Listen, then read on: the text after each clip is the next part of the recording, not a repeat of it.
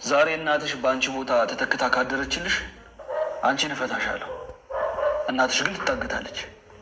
አግታታ? ምን? እሱን አንቺ ልጠይቅሽ። አሁን ጥያቄ የት ነው ያደርሽው? ነገርኩህ እኮ እማዬ ጋር ያደርኩት። አትዋሽ። እዛ አላደርሽም። አታጭበርብሪ። እንዴት አወቅ? ዮዲት የአንቺ ምርጫ ነው። ትናንትና ያሳለፍሽውን ስቃይ ድጋሚ ማሳለፍ ወይ ደግሞ እናትሽ ችግርሽን ተካፍላሽ አንቺ እረፍት ማድረግ የቱ ይሻልሻል? አግታታ? እንዴ አንቺ ተረገምሽ! እባብ፣ ሰይጣን፣ ጅብ ፊት እናትሽን እሳት ውስጥ ልጨምራለሁ።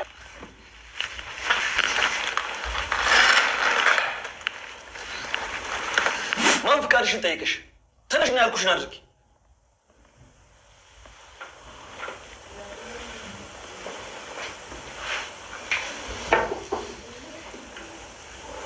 እሺ ከታች የተጠቀሱትን ምርጫዎች በአግባቡ በማንበብ የወይዘሮ ወርቄ ጸባይ ምን እንደሆነ ይመልሱ። ሀ ክፉ፣ ለ በጣም ክፉ፣ ሐመሮሃ በጣም በጣም በጣም ክፉ፣ መ በጣም በጣም በጣም በጣም ክፉ። ከአስከመ ብቻ ነው ምርጫ ያለው። ዮዲት የሰነበተችበትን እገታ ወይዘሮ ወርቄ ተጠክተውበታል። ዛሬ ዓለም ፊደል እያስቆጠረቻቸው ነው። ክፉነትሽን እስኪ በምን ትገልጫዋለሽ? የሰጠውሽ አማራጮች ውስጥ አንዱ ምረጭ ስትልም ለምትጠይቀው ጥያቄ በትክክል እንዲመልሱም ወይዘሮ ወርቄ እያስጨነቀቻት ነው። ወይዘሮ ወርቄ ዛሬ በሆዷ ልታታልላት እንፈልጋለች። አታውቂውን በርገር ገዛልሻለሁ እና እባክሽን አትጨክኝብኝ፣ የታሰሩ እጆቼን እግሮቼን ፍችልኝ ያለች ዓለምን እየተማጸነቻት ነው። አይ ወይዘሮ ወርቄ እዚህማ ይቆያሉ፣ በፍጹም አይሆንም በማለት ዓለም እየተበቀለቻት ነው። ቤትም ወደ ቤት ተመልሳ ወንድወሰን ከወትሮ በተለየ አንበሳ ሆኖ ተሰልፎባታል። የት ነው የሰነበትሽው ሲልም አፋጧታል። ዮዲትም ጻድቅ ጻድቅ እየተጫወተች ወደ መቄዶንያ እንደሄደችም ለወንድወሰን ነግረዋለች። ወንድወሰን ግን አይ በፍጹም የተናገርሽውን ላምንሽ አልችልም በማለት ግን ሲያፋጠጣት ነበረ። አጋቹ ቤት ድረስ በመሄድ ቡና ሲያስፈላት ቆይቷል። ከወትሮ በተለየ ለአማቷ ክብር እንድትሰጥም ይቅርታ እንድታደርግም አድርጓታል። ጉልበቷ ስር ተንበርክካም ዮዲት ከወትሮ በተለየ የባሏን እናት ስታሰቃየ እንዳልነበረ ሁሉ አሁን የመኖርና ያለመኖር ጉዳይ ነውና ግዴታ ተነስታ ይቅርታም ጠየቀች። የእናት ግፍ ክፍል 26 ምን አዲስ ነገር አለ? አብረን እንከታተላለን። በባለፈው ክፍል ወይዘሮ ወርቄ ወደ ማገቻ ቦታ አመርታ ነበረ። ዮዲት ውሃ እንደጠማትና አጋቹ እንደጨከነባት ለእናቷ እየተናገረች ነው። እናቷም እባካችሁ ውሃ ስጡልኝ እያለች ተማጸነችው። አጋቹ ዓለምን ውሃ አምጥታ ከዛትም ውሃው ከመጣ በኋላ ግን በላይዋ ላይ እንድደፋበት ነበር የተደረገው። ታዲያ እሷ ጠማ እያለች እንዴት ነው ጉሮሮዋ ውሃ መዘከር ያነሰህ አለችው። በዚህ ሁኔታ አጋቹ እንደጨከነባቸውና የተጠየቁት ብር ስንት እንደሆነ ዮዲትን ልታስታውሳት ፈለገች። ዮዲትም 23 ሚሊዮን ብር ነው ስትል ለእናቷ መለሰች። እናቷም እንዴት አድርገን ነው ይህንን ብር የምንከፍለው አለቻት። መቼም እዚህ ተዘግቼ ወንበር ላይ ታስሬ የምኖርበት ነገር የለኝም፣ የምኖርበት ቤት ይሸጥና ይሰጣለች። እሷም ጎዳና ላይ ልወጣልሽ ትፈልጋለሽ እንዴ? ለምንድን ነው ቤቴን የሚሸጠው? እድሜ ዘመኔን የኖርኩበትን ቤቴን ሽጬ ከዛ በኋላ ሆቴል ለሆቴል እንድንከራተትልሽ ትፈልጋለሽ አለቻት። አይ የኔ እናት ለምን ሆቴል ቀለል ያለ እንግዳ ማረፊያ ትከራያለሽ አለቻት። ይሄማ በፍጹም ሊሆን አይችልም። እኔ ወይዘሮ ወርቄ የታጠበ አንሶላ ይነጠፍ አይነጠፍ በማላውቀው ዓለም እንዲህ አይነት ህይወትን ልላመደው አልችልም። ቤቴም አይሸጥም። ይልቁንስ ላጋጩ 3 ሚሊዮን ብር እንከፍላለን አለች። አጋቹም 3 ሚሊዮን ብር ምንም አያደርግልኝ፣ ያኑ የተነጋገርነውን 23 ሚሊዮን ብር ካላመጣሽ በፍጹም በማለት በውሳኔውም ይጸናል። ታዲያ ዮዲት እጆች ወይም እግሮች የምታሰሩበት በጣም አሞኛልና ፍታኝ ባክህ እያለች ተማጸነችው። እንድፈታሽ አንድ ነገር አድርጊ፣ እሷም ብቻ ከታሰርኩበት ፍታኝ እንጂ ያልከኝን ሁሉ ለማድረግ ዝግጁ ነኝ በማለትም ለአጋቹ ገለጸችለት። አጋቹም ወይዘሮ ወርቄ አንቺ በታሰርሽበት ቦታ ተተክታ የምትታሰር ከሆነ ፈታሻለሁ ይላታል። ይሄኔ እሷም በሀሳቡ ተስማማና እሺ ትለዋለች። እሷም በጣም ጨካኝ ነሽ፣ እንዴት እኔ እንድታገት ፍቃደኛ ትሆኛለሽ? ሰው በእናቱ ይከበራል እንጂ እንዴት በዚህ ልክ ይዋረዳል አለች። ቢሆንም አማራጭ የላትምና እጆቿን እንድታሰርም ተደረገ። እዛውም በገዛ ልጇ በዮዲት ነበር እንድትታሰር የተደረገችው። እናትም የኔ መውለድ እያሉ መራገም ጀምረዋል።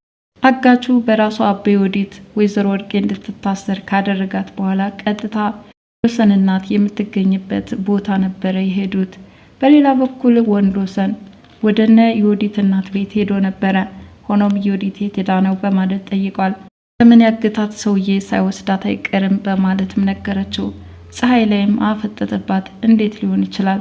አለምን ያሳገተቻት የኔ ሚስት ናት ብለሽ ታምኛለሽ? ይላታል።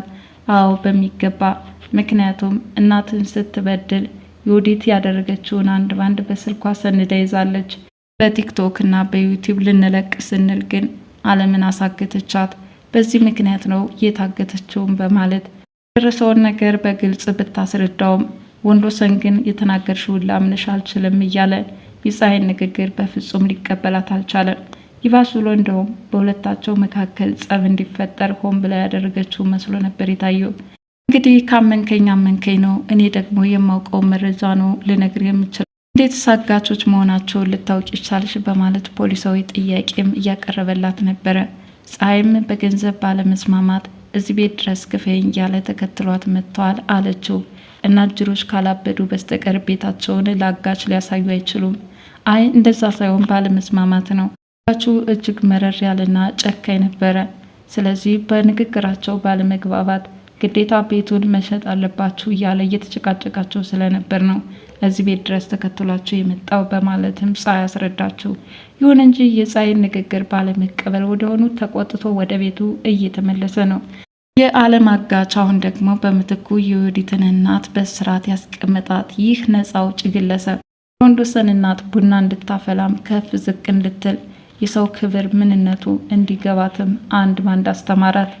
እስካሁን ድረስ አድርጋ የማታውቀውን ቀጭን ቡና በስኳር ወይስ በጨው እያለች ማማረጠች። እዚህ ሁኔታ ቡና እንድታፈላላቸው ካደረጋት በኋላ ዮዲት ያደረገቻቸውን ወንጀሎች በሙሉም ዘረዘረላቸው። ማለትም እርስዎን ልትገድል ነበረ ይቺ ምራትዎት፣ ምግቡ ላይ መርዝ ስትጨምር የሚያሳይ ቪዲዮም ተመልክቻለሁ ይላቸዋል። ለካ ለብዙ ጊዜ ራሴን እየሳትኩ ወድቀው እንዲህ እየመረዘች ነበረ፣ ምን ባደርግሽ ነው ከቶ ይላሉ። ሁን የቀረጸችውም አለም እንደሆነች ነገራቸው። ይህኔ አለም እሷ ባለመምጣቷ በጣም ነፍሴ ተጨንቃለች፣ መቼ ነው የምትመጣው? ለመሆኑ ደህና ናት እያሉም ጠየቁ። አጋቹም ደህና ናት፣ ለእኔም ስራ ፈጠረችልኝ፣ ከእርስዎ መገናኘቴ ይኸው ሀብታም ሊያደርገኝ ነው በማለትም ጥሩ ገጠመኝ እንደሆነለትም ሲገልጽላቸው ነበረ። እሳቸውም እና ችግር መፈጠሩ ጥሩ አጋጣሚ መጣልኝ ነው የምትለው ይሉታልም።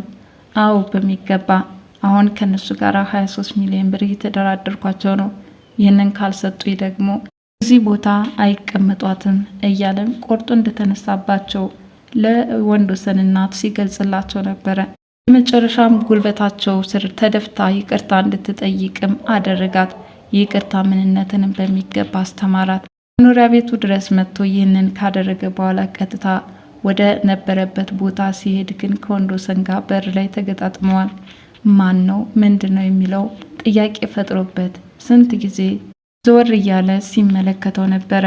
ታዲያ ወደ ውስጥ ሲገባ አጅሪት ዮዲት እዛው ተጎልታለች። የት ነበር ያደርሽው? ምንስ ስትሰሪ ነው የከረምሽው? የሚል ጥያቄም አንስቷል። እሷም ከወትሮ በተለየ ስለ ጨወባት የወንድዬን ጸባይ በዚህ መልኩ አላውቀውም፣ የኔ ፍቅር የኔ ንጉስ እያለች ልታባብለው ገባች። አሁን ምንም ማስመሰል አልፈልግም፣ ለጠየቁሽ ጥያቄ ትክክለኛውን መልስ እንድትመልሽ እፈልጋለሁ እያለ ማፈጠጠባት። እሷም ተረጋጋና የሰነበትኩበትን እነግርሃለሁ አለችው። መቄዶንያ እንደሄደችና አቅመ ደካሞችን ለመርዳት እንደፈለገችም ገለጸችለት። ወንዶሰን እንዴት እኔን ሳታስፈቅጅ ሄድሽ አላት።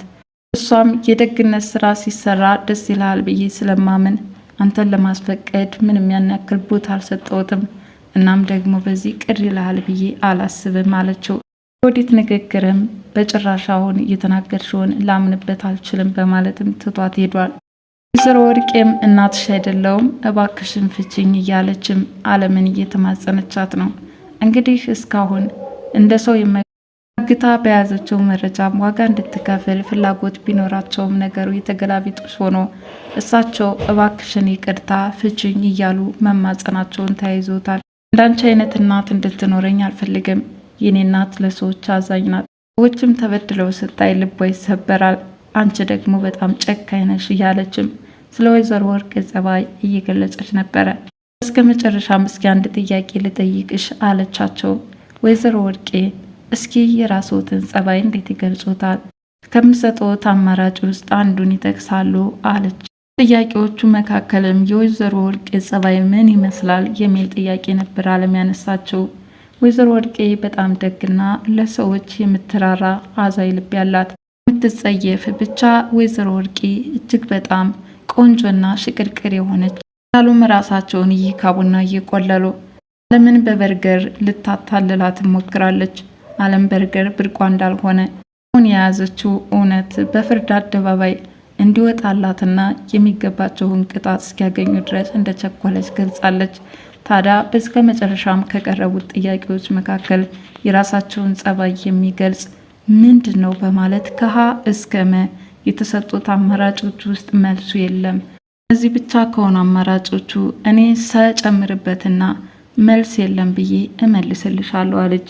እንግዲህ ከአማራጮቹ መካከል ክፉ፣ በጣም ክፉ፣ በጣም በጣም ክፉ፣ መጨረሻም በጣም በጣም በጣም የሚሉ ረጅም ቃላት የተሰነዱበት የወይዘሮ ወርቄን ባህሪ እንዲገልጽ አድርጋም ጠየቀቻቸው። ቢሆንም ወይዘሮ ወርቄ ግን የሚገባውን መልስ አልሰጧትም። ታዲያ በዚህም ዓለም ቆፍጠን ብላ ከአንቺ በላይማ ክፉ የለም መልሱ 3 በጣም ያሉበት ቃላት እንደሆነም ገልጻለች። እንግዲህ በዚህ ሁኔታ ታጋቿ ዓለም በምትኩ ዛሬ ወይዘሮ ወርቄን አግታ ይኸው ፈተናውን እያሳየቻት ነው። ቀጣይ ክፍል እስከምንገናኝ ድረስ ለዛሬ የእናት ግፍ ክፍል 26 ይህንን ይመስል ነበረ። ለቻናሌ አዲስ የሆናችሁ ላይክ፣ ሼር፣ ሰብስክራይብ በማድረግ ቤተሰብ እንድትሆኑ በትህትና ጠይቃለሁ። ባይ ባይ።